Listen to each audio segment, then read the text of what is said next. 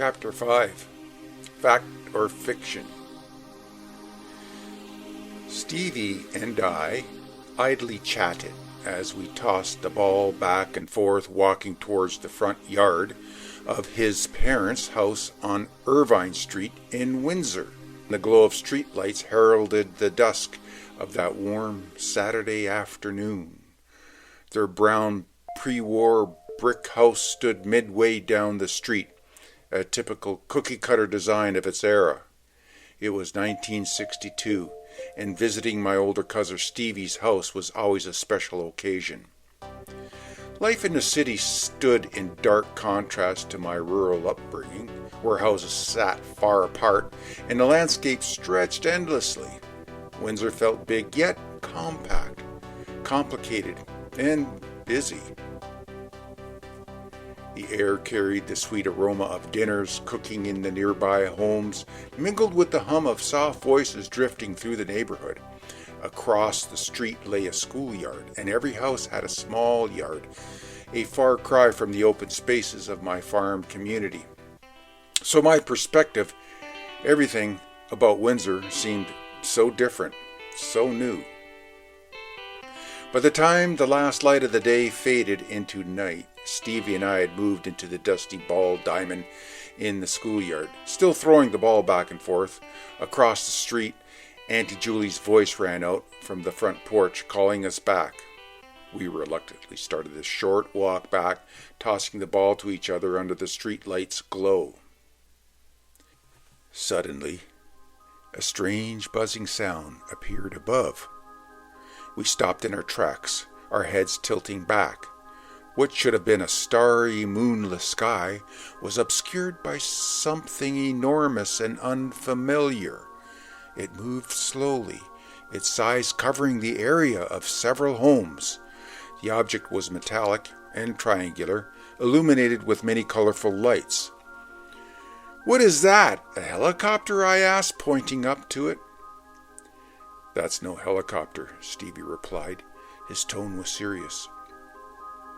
The object hovered, gliding slowly just above the rooftops. It emitted a strange humming sound, not loud, but distinctly unnatural. "What kind of plane is that?" I asked, my voice trembling. "It's a UFO," Stevie said, his voice steady. "A UFO?" I echoed. "What's a UFO?" "They're from outer space," he said firmly. "Like Mars?" I asked. "Exactly," he confirmed. "Holy cow," I gasped without thinking. I bounded up the front steps and slammed the screen door behind me. Bursting into the house, I shouted, "Come outside, everybody!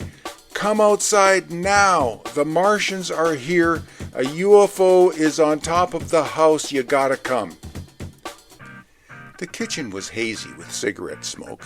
My parents, along with Auntie Julie and Uncle Steve, sat around the table engrossed in a loud, animated game of euchre. "Behave yourself, Georgie," Mom said without looking up. "You come inside now. It's dark out, and I don't want you out there at night." "But, Mom, it's true. You gotta see this thing," I pleaded. The room fell silent as all eyes turned towards me. The adults exchanged amused, skeptical glances. Reluctantly, one by one, they stood and followed me outside. I bolted ahead, hoping they'd see it too. But when we stepped into the yard, the night sky was perfectly clear. Stars twinkled brightly, and there wasn't a trace of the UFO. "It was there!" I cried, pointing up towards the sky, tears welling in my eyes. "Stevie, tell them, the Martians and their spaceship, they were right there." Stevie hesitated, then looked at the adults. "We saw something," he said quietly. "That's enough of that, Georgie," Mommy said firmly. "Come inside now, we're leaving soon." For years after that, Stevie and I became obsessed with UFOs. We devoured every book on the subject we could find at the school library, our imaginations running wild. Though we never saw anything like it again, we both swore we had witnessed the same strange phenomenon. No adult ever corroborated our story, and the sighting remained a mystery. But the experience forged a bond between Stevie and me that lasted for years. A shared and unique sighting, a fascination with the unknown, and a lingering question: was it fact or fiction?